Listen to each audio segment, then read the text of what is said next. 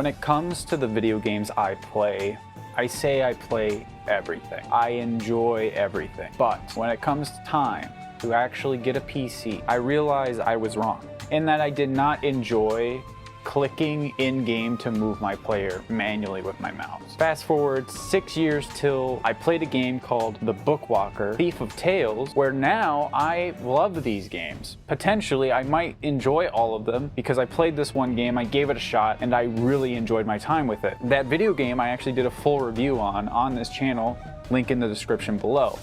But with that though, I realized I could play more of these games where you can click and move. Sure, you might have WASD, but the idea of just clicking and making some ship or a player move was open to me. So as soon as I saw that I have this game called Merchant of the Skies from a humble bundle, like a lot of people have that I know, to get a slew of random indie games that might fancy my interest, I decided to give it a shot after The Bookwalker. So after playing that game opened my horizons to this type of movement system, I am here now to tell you about a game called Merchant of the Skies. A video game that tries to make fun of a trade management sim with settlement building and fun music puzzles throughout the entire game, where on your ship you can click to move. So basically, to give you an introduction of this game, your uncle gives you the little bit of money that they used to have, being financially successful in the past, but due to some financial burdens that have happened upon your family, you have a small ship where you have to manage your energy system, which is your fuel, where it's only at certain outposts that actually have this lost technology to recharge the ships, and you need a crew to actually, let's say, achieve the full potential of your speed on your ship. So when you get bigger ships later into the game, you need more crew, and that crew you can use to, let's say, set up settlements to basically create products for you. Now, to keep it simple, there's about 5 different items in the game that you can trade and produce. There's tea leaves, there's gems, there's rocks, there's wood, there's bread, there's medicine. And the game keeps it simple, okay? At first, you can't really trade goods because you just don't have the money to do that. So what you have to do is become a courier. You send letters to different outposts. You do some tourist stuff, right? You get people to certain locations and bring them back to their home in exchange for money and tickets. Money is to buy goods and basically buy new ships, and the tickets are for certain special stores that give you upgrades for your ships.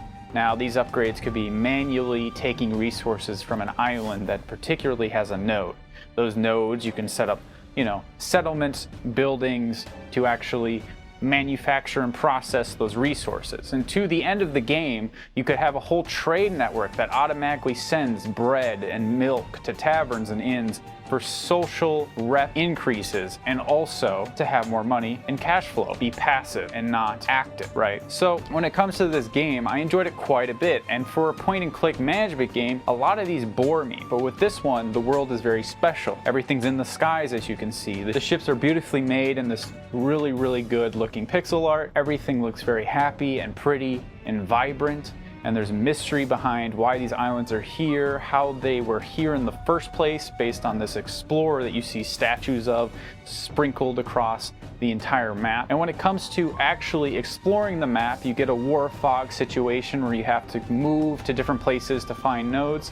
And at the end of the game, I've actually pretty much just looked at everything, because every node in this game is usually very important. May that be, let's say you pick one idea or 2 ideas of manufacturing processing plants that you want to do. Of course, the rest will probably not be that useful to you, because during the end of the game, I had so much money at the end of the day of what I was doing with it. It just kind of made me speedline to the ending of the game. One criticism I have about this game, though, is that when you come to understanding basically what the quests are versus the side quests, to get the story progression actually going, it's a little bit confusing, but here's my recommendation to you. If you see a person in the bottom right when you do a quest line, that means pretty much that it is a main quest. I kind of wish the game told us that in the tutorial, but it does not. But with that, I'm keeping this review short just because the game is short. I think you'll enjoy it. It's very cheap on Steam. I'm going to give this game about a 9 out of 10. Basically, what I'll say to you is that